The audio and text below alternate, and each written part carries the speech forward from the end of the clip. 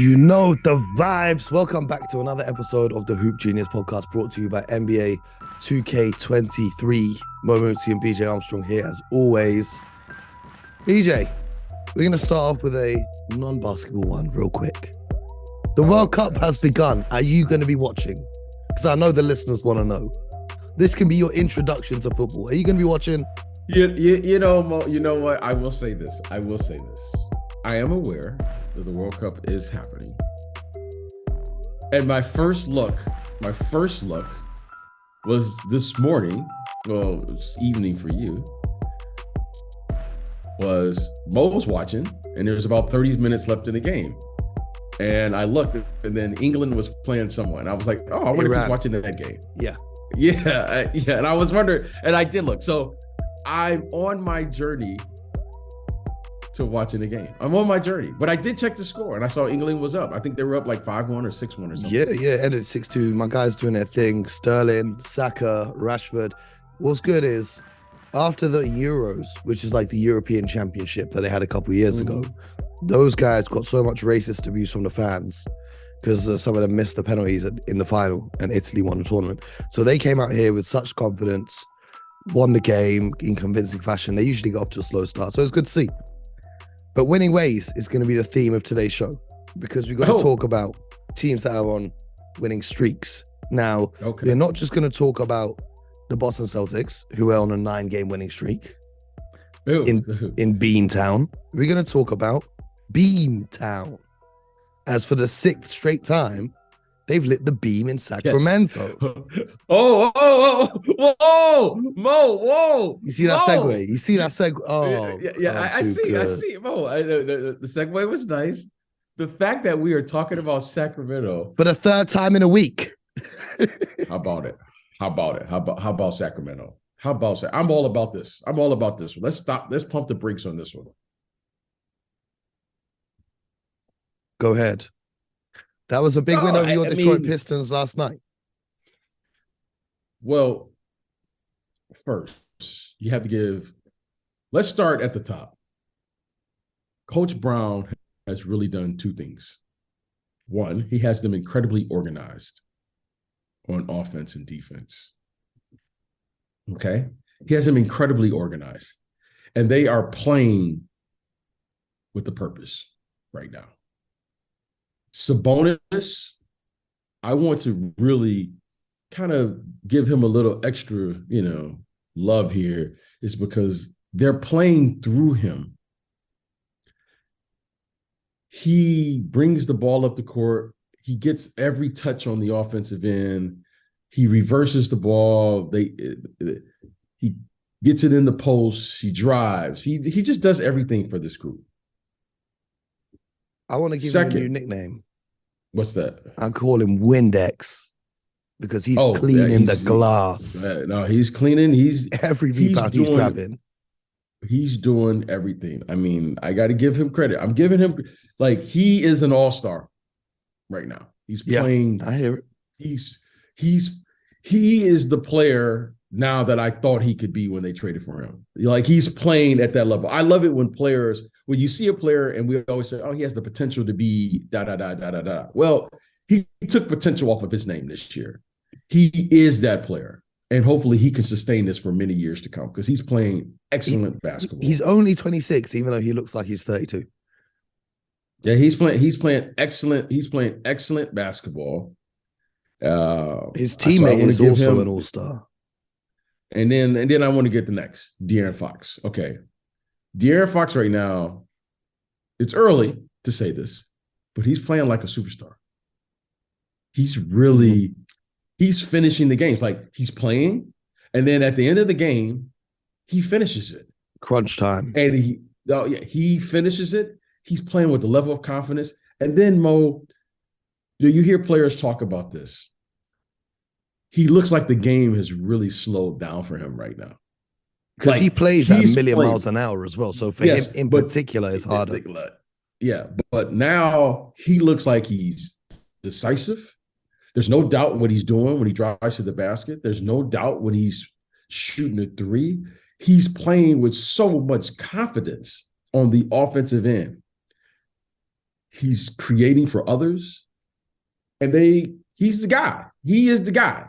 So him and Sabonis right now are without question, they are a 1-2 punch. Mo, I remember last year when I told you I really liked the trade because I thought Sabonis and De'Aaron Fox could play screen roll. Well, you have two players who could play screen roll. Okay, now you got something cooking. Well, Sabonis and De'Aaron Fox right now they've hit a rhythm. And now they got something going there. And then they've surrounded them with shooters, right? Mm-hmm. The kid Herter played terrific last night. I wanted to say what a trade that was. What a trade that was, because he's shooting 50% from behind the arc. Who's this? Kevin Herter. Oh, right. Yeah. I mean, they've done a really nice job. You got to give them credit. I'm just listen, the energy is different. But in particular, those two players, Sabonis, he's a very unique player. You know what it reminds me of a little bit? Mm-hmm. It looks like Coach Brown is utilizing Sabonis in a combo way. Like the combination, it looked like he's using them as like Draymond Green and Jokic. You play through him, and then you just and then you got this guard who's just terrific in isolation and all of that. And now you got something there. And then everyone else kind of knows. This kid, Keegan Murray looks like he's going to be a player. Amazing pick. And he's only going to get better as well. Yeah, Harrison Barnes. I mean, he's been the ultimate role player. Ultimate role player. Then you got Herter. Then you got Malik Monk, gives you the athleticism. They got something going up there. Right now, Mo, Sacramento for years, that was a stop that, you could, nothing's guaranteed, but you feel pretty confident going in there getting the win. Mm-hmm. Now, Mo, that's a tough place. And those fans are coming out, and they're coming out now. So, and I love, I told this to my wife last night. I said, I love the fact now that they put that, what did they put that light or beam in the sky or whatever. The owner of the team, Vivek Randive, says, I want aliens to see it. I want it to go so far that everyone can see it. I think it's pretty cool, though. I really do. It's a fun thing. It's a fun thing because when they push it and the light goes up, I think that's pretty cool. Do they do it when they're on the road, too, or they just do it just for home games? I think it's every home win. But I'm going to have to check. Oh, home win. I'm going to have to check. That's pretty cool. It's pretty cool. Oh, no. It's every Kings win this season and beyond, home or away. But they don't have the button. Wow. They have the button in the arena for the home games. The arena looks really nice as well. I might have to take a visit. It's a nice arena. No, it's a really nice arena. I've been to the arena. It's a really nice arena. And I just love it when you get the right energy and give those players credit, man. They've had some of those players like De'Aaron Fox and these guys have been here for a little bit. And this is a long time coming. So hopefully they can continue this. And it would be really fun if they were to get to the playoffs, because I think they have that's a tough out.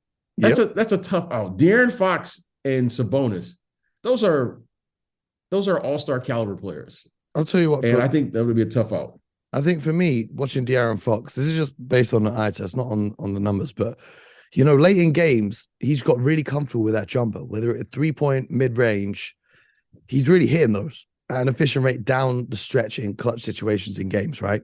Whereas before in his career, I wasn't really too confident about him shooting those jumpers. But now I feel like, okay, cool. We can live with this. You know what I mean? So he's done a great job on that. I listened to Matt Barnes say that he challenged Fox to step up on the defensive end as well, because he's got the speed, he's got the wingspan, he can really hold his own on defense as well. So I'm happy to see the Kings. Our initial prediction of them being a playing team, maybe they're just a top 6 team now.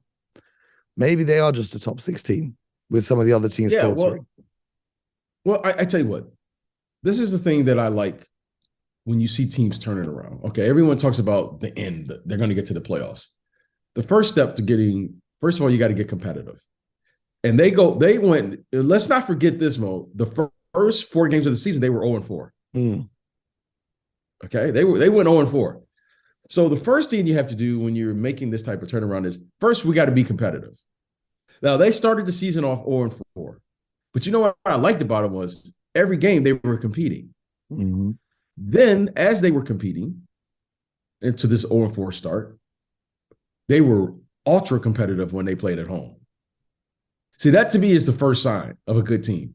Yeah. Can you defend home court? That's the first thing. Like, okay, before we can go out there and take our show on the road and win and play and the opposing crowd and travel and all of those things, because those are variables you have to, as we know, Mo, you have to be professional about. Yeah. And that takes time. But the very first step is, man, that's a tough team when you play at home. Now they play at home and they feel confident at home. You can just look at them now. And now they're defending home court. And then with home court, then you can go out and start doing other things. So I like what I'm seeing. I just like the fact that they're showing up and playing. I mean, Mo, they give you excellent effort right now. And that's going to be a tough place and a tough building. I played in that old arena before when they used to bring the cowbells and they had a nice little thing. It was a little quirky, I thought, but it was nice. It was a nice touch for them. It worked for them out there in Sacramento. So I think they got a good thing going right now. Yeah, they are doing well. Speaking of doing well and turning things around, Ben Simmons had the best game of his season so far last night. 22 points, 8 rebounds, 5 assists, 11 of 13 from the field, game high, plus 19. It was against the Grizzlies, missing Ja Morant, but Wednesday this week, he heads back to Philly. And I'm very intrigued to see what's happening with that. Because Embiid's been on a tear. He's been putting up numbers. He might be getting to the foul line through extremely soft fouls at an exceeding rate, but he is still putting up numbers regardless. But I want to talk quickly about the situation that happened at the end of the Milwaukee game against the Sixers. Giannis trying to shoot his free throws, Montrezl Harrell trying to take the ball away, the arena staff tried to put the ladder in. BJ, what were your thoughts on all that? Mo, I only watched the game. I watched it 48 minutes during the season. Unfortunately, I did see this. Because I knew my good friend. Mo, if you were here in the States, you would be a Philadelphia 76ers fan for sure. No, you are. I would be a Celtics fan. I would be a Celtics fan. You remind me of a Philly fan, though. You remind me of the Philly fanatics. You are a Philly I am fan. partial to a cheesesteak, but I am a diehard Celtics fan. Yeah. Well, I think it's very unfortunate. I felt it's very unfortunate, and because I'm a huge Giannis fan, as you and our audience knows, but I also love the way Montrez plays, and I'm I love guys who just play hard, like for many years. I mean, he was sixth man of the year. I watched him his game really developed and blossomed out here. We played for the Clippers, and I like the way he plays. He's not been having the best of time this season, though. No, this has been a tough season for him, but that those things happen. But I like the way he plays, and I'm not saying that I don't know him as well, but I like what he brings, his energy. Now, so let's get to this. When I see, even when I was playing, and at the time, there used to be a thing in the NBA where you had rivals. For us, for many years, when I played in Chicago, the Detroit Pistons was, that was our rival. And we considered them a rivalry for many reasons. And we played hard against them, and they didn't like us. We didn't like them. But there was a level of respect. And I remember, Mo, like when you came to the game, and guys were working before the game. Sometimes guys were working after the game. There was a respect, like the game was there. You played hard, you did what you had to do, and then you went about your business. I mean, I didn't get it. So, but I wasn't there. I didn't know. I just figured it was me on my television screen that I was missing something that I couldn't see, right? Whether it happened in the back, maybe it happened during the game. Maybe this is something that has been built up for years between the two. I don't know. But it didn't add up to me. And what really didn't add up to me was, where were the security and the coaches and all of the people to dissolve the situation? right? When you go to an NBA game, always, you know, you don't go as many regular season games as myself. Every team has like a million security guards sitting on the bench, right? There are literally now more coaches than players on the bench. And then everyone has like probably a minimum of 5 security guards now that travels with the team. You mean to tell me, Mo, that those two guys, so these guys are out in the arena after the game and there's no one there? Yeah, it was weird to see. Like, right. It was like there was no one there for Philly. There was no one there for Milwaukee. And Giannis is just walking around like, yep. Giannis. Okay. Giannis is just walking around in Philly by himself. So it just seemed odd to me, the whole scenario. But again, maybe I was missing something. And hopefully those two, because I love their competitive spirit. I love the competitive spirit. And the fact that Giannis missed, 11 free throws, and he was out there working on his game, that's love. Mo. Gotta respect it. Mo, hey. Mo, he's taking, that's called responsibility, ladies and gentlemen. Mo, he missed 11 free throws. He's done a terrific job, we know, of improving his free throws and his shooting and all those things. But the fact that he's working on it, here's a guy that's back-to-back MVP still working on his game. He's not sulking. He's not like, oh, man, I've made it. This guy is like working on his game. Like, I didn't understand that. I just didn't get it. But again, there has to be something or more to the story that we are not aware of, Yeah, I thought it was weird from Trez. And then he was trying to kick off with Thanasis as well. I think he's just trying to take the role of enforcer on that Philly team. I don't know. Like I said, I don't know. Something. Giannis will get revenge. I want to see what happens next time those two teams play. I'm expecting like a 40-point triple-double from Giannis. Like, he lets his game do the talking. Another player that's bouncing back, Anthony Davis, had a big game last night, 30 points, 18 rebounds, 3 steals, and a block in just 28 minutes. Big win for the Lakers. They've won 3 in a row. All 3 games without LeBron James, interestingly. But we got to put it into context. It was against the Spurs, the Pistons, and the Nets. So they got a tough test on Wednesday against the Phoenix Suns, even though Chris Paul might still be out. But we'll see how they fare in that one. But we're coming to the point of the season where injuries are just having an effect on a lot of teams. And a lot of these games are going to come down to who has less injuries. And, you know, credit to the Lakers getting it done without LeBron. But it is coming to that time of the year. But one team I wanted to talk about today. I want to talk to you about your former team, the Chicago Bulls, and what's happening over there. Because there was a game earlier in the week on the weekend where Zach LaVine did not touch the court in crunch time down the stretch. And the offense has not looked good at all. I want to know what's happening in Chicago, because it just seems like there's a lack of chemistry between their so-called big three. Lonzo Ball, we have no idea if or when he's going to be back. And I think without a proper point guard, Dragic is only the real point guard on that roster now. Without a proper point guard, it's hard for that offense to flow nicely. They've lost 4 games in a row, I think it is now. That loss against the Magic, I know that some fans were watching wishing that they hadn't traded Wendell Carter Jr. Every time they see the Utah Jazz, they're going to be wishing they didn't get rid of Lauri Markkanen. But what's going on in Chicago? And I've got to ask you this. How long will it be until they realize that this isn't a team that will compete for a championship and they're better off trading DeMar, trading Zach, trading Vucevic, and rebuilding? Wow, that's a lot to unpack, though. And, you know, I'm partial to my bullies. You know, that's the... I know. I'm partial to my bullies. And because I like the Bulls and I'm rooting for the Bulls. However, you know, this is tough, and they're in a tough situation. Now, let's start with Zach LaVine. Okay, Zach LaVine has been in the media here for the last couple of days of an incident that happened, and that's the tough part of coaching. You know, you want to reward the guys who are playing, and some nights you got to admit you just didn't have it.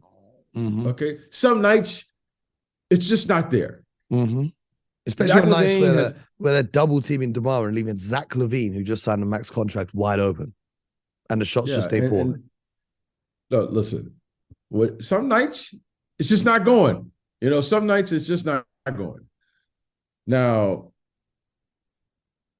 Zach said some things after the game that has caught the headlines. He said, hey, I'm one of the best players, and no matter what is going on, I should be out there at the end of the game. You have to play a guy like me down the stretch. That's what I do. Do I like the decision? Okay. No. That's what he said.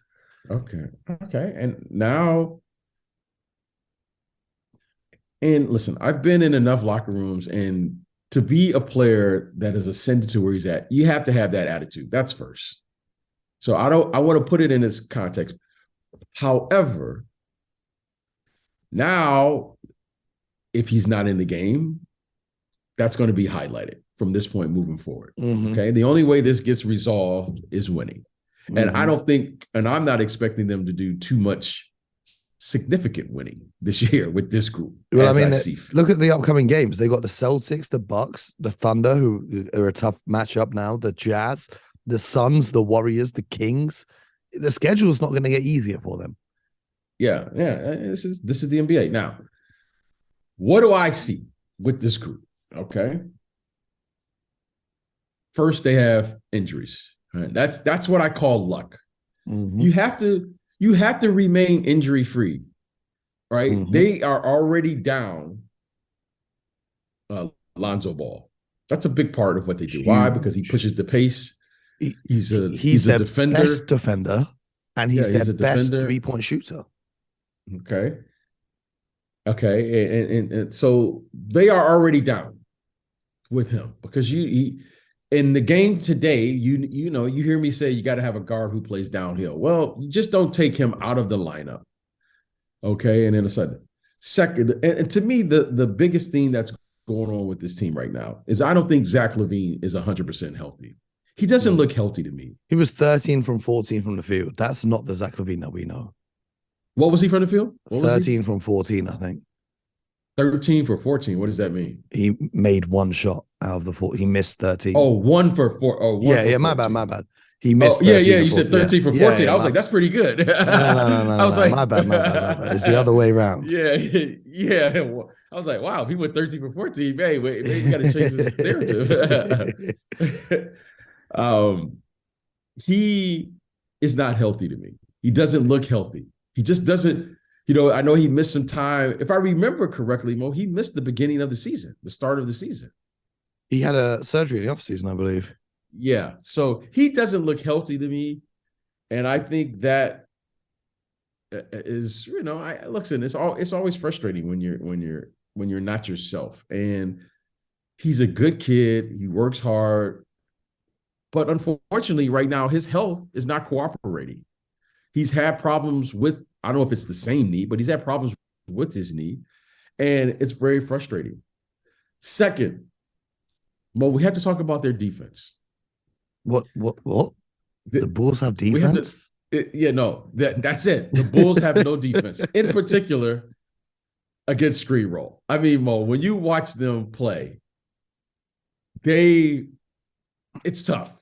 And listen, it's the same old story. We've been saying this since they traded for Vucevic. Everyone knew this was the issue when they traded for him. Again, Mo, this is what I see. You ask, I'm just telling you. Yeah. They're going to have to change something because defensively, if you want to be good in this league, Mo, you have to defend. You know, and we get caught up in, you know, everybody's got to shoot 36% and higher from 3. We get caught up in this guy's what they call he's a 3-level scorer. And this guy, I know you love that one. Yeah, this guy is, you know, he's unstoppable, and this, you know, whatever. In the end, Mo, you have to have a team that defends, and you have to be consistent with your effort on that end.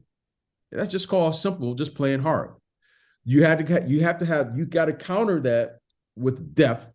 Why? Because guys are getting hurt. It seems like every team has injuries. It just seems like that's a part of the game now. You know, you look at the Clippers, you know, Kawhi was out, now he's back. And then this guy is out and this guy comes back. Depth is a part of building a team. So, Mo, as I look at this thing, I get back to probably my favorite word, roster construction. Mm-hmm. Okay. And right now, this team doesn't defend well, individually or collectively as a group. they have significant injuries to key players. In particular, Zach LaVine is coming off an injury, and Lonzo Ball. Okay. Here. And then now, Mo, it gets down to, okay, what else you got? And right now, I don't think it's a matter of them not trying hard. I think they play hard. But, Mo, you got to have the personnel to do it. They have a lot of gaps in their team right now. That's just a fact. Do you see a coaching change on the horizon for them? Well, Mo, it's unfortunate because Billy Donovan is a really good coach. First of all, I want to say that. Billy Donovan is a really good coach. Not a good coach. He's a really good coach. I thought that was a terrific hire for the Bulls for many reasons. I thought that was a terrific hire.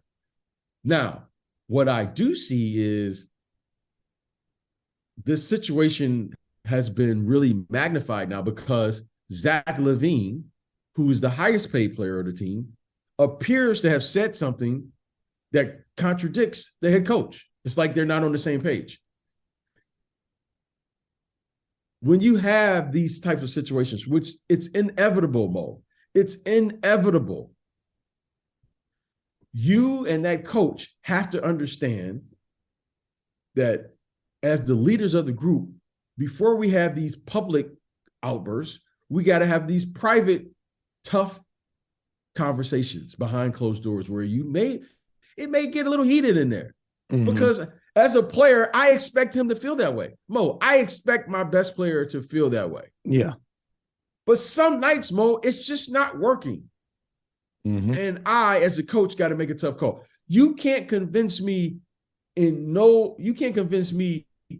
at all that Billy Donovan doesn't value what Zach LaVine does on the court. However, when the guy only makes 1 out of 14 shots, sometimes you got to bring him out and reward the guy who is playing better that night. I mean, that's the bottom line. Mo, I can point to that. That's just the nature of the beast. But we know, and it's unfortunate that it happened in sports, and not just in basketball, in all sports. We talk about Premier League football. We can talk about any sport. Oftentimes, when an organization feels like a team is underperforming, especially after paying big money contracts to the players, they tend to change the coaches because it's easier to change the coaches than to change the players that you've just invested in. Well, I will say this, Mo. I'm going to tell you what my eye test without seeing any of this, without being in the locker room, and Zach LaVine doesn't look healthy to me. I know he's playing. I know he's playing through whatever is ailing him at this time. And maybe it's nothing. Maybe it's just him having a slow start. Okay. If Zach LaVine tells me he's 100% healthy and this continues, then you got to figure out something. I don't think he's 100% healthy. I really don't. I don't see him attacking the basket. I saw him do something the other night. I think you even commented to me. He had a fast break and he laid it up. He had a breakaway. He had literally a breakaway opportunity and he laid it up. That's not the Zach LaVine that I know. So I think something is going on here. Right now, it's being magnified because they are losing. I think the pressure, everyone is feeling the pressure. But I mean, no doubt about it. Billy Donovan is a really good basketball coach. Okay. He's a really, really good basketball coach. And hopefully they can work through this. It's played itself out in the media, which is bound to happen. But, that was the same guy. He makes an all-star team. Billy Donovan believes in him. I just think you just caught him in a very emotional moment, which it should be after the game. But again, as a star, as a guy who understands that, you have to be prepared for those questions. And I would hope that him and Billy I would hope that they've had a sit down and a heart-to-heart discussion so that they can move forward. Because trust me when I tell you this, if they continue down that path, then there will be change. We're on the other end of the spectrum, talking about bounce backs like we were earlier. Klay Thompson last night, 41 points. who had a spectacular shooting performance, 10 of 13 from downtown. He's starting to finally have a game where he kind of looks like his old self. We know he struggled a lot coming into the season. Do you think that was mainly due to playing against the Houston Rockets, or do you think that it's a sign of things to come and the Warriors are going to be trending upwards from now on? Well, Mo, I always ask for permission when you got to tell the truth, Always. All right. And I want to say this because Klay Thompson has had a Hall of Fame career. Okay. And I say he's still playing, but Klay Thompson will be a Hall of Famer. Yeah, he could retire now and he's going to the Hall of Fame. Okay. Now, Mo, I've had these types of conversations with clients where they've sustained significant injuries, especially to the lower extremities, right? Mm-hmm. And when you have that, Mo, the key to success moving forward when you have is you will have days where you feel good. Mm-hmm. But the key is you must change your game. Yeah. You must change your game. Okay. You're not going to be that same player. Why? Because, well, you physically, you're not that same player. Will you have moments? Here's another moment for Klay Thompson. Here's what's not fair for me to expect Klay Thompson to do this every single night or to do this at a rate where he was doing it before, prior to these injuries. Will he show me moments like this? Absolutely. Mm-hmm. When you shoot, Mo, that's like riding a bike. Now, yep. Here's the thing, Mo, that I'm looking for Klay Thompson at this stage of his career, because I hope Klay can hear this so that he can be comfortable with who he is right now. Age is not kind of an athlete. No, okay, Mo, we've all been there and we're all going to go there. You keep playing, Mo, it's going to happen to you too. Yep. Okay. Now, here's the thing. I hope that Klay Thompson doesn't misrepresent what Klay Thompson is really all about, winning games. Mm-hmm. Okay. Now, why was Klay Thompson so effective as a player? Yeah, we knew he could shoot. We all knew he had a quick release. We knew that when he came out of college. What we didn't know, Mo, defensively, he was a monster. He may have been the best defensive guard in the league with his size, his ability to guard ones, twos, and threes. I'm talking he's guarding elite ones, elite twos, elite three. He took on the challenge of guarding the very best perimeter player that you had on the offensive end every single night. Mm-hmm. Now, Mo, that to me is what separated him, not just his ability to shoot and make shots. And by the way, Mo, he would guard the other team's best player and still get you 40. Mm-hmm. Now, that what made me say, I have no more questions about who and what Klay Thompson's all about. He would guard Damian Lillard. He would guard James Harden. He would guard the late Kobe Bryant. He would guard every elite. He would guard Russell Westbrook. He would guard these players and still give you 25, 30, 40, 50. Now, Mo, he can't do that. Yeah. So and I think it's wrong to expect him to do that as well. Exactly. And I think he's got to accept that about where he's at in his career. Because now, Mo, that two-way player that we all like, wow, he can't do that on. We're just talking about the offensive end. Mm-hmm. Mo, I can't sit here and tell you how to be a good team when we were picking apart the Chicago Bulls and then give him a pass. Because, Mo, that's what made him elite and special as a player. So now when he doesn't shoot the ball well, now, Mo, you're saying, how many times have you heard me say this, Mo? Don't allow scoring the basketball to predict or dictate whether you play well or not. Yeah. Now, that's the real problem.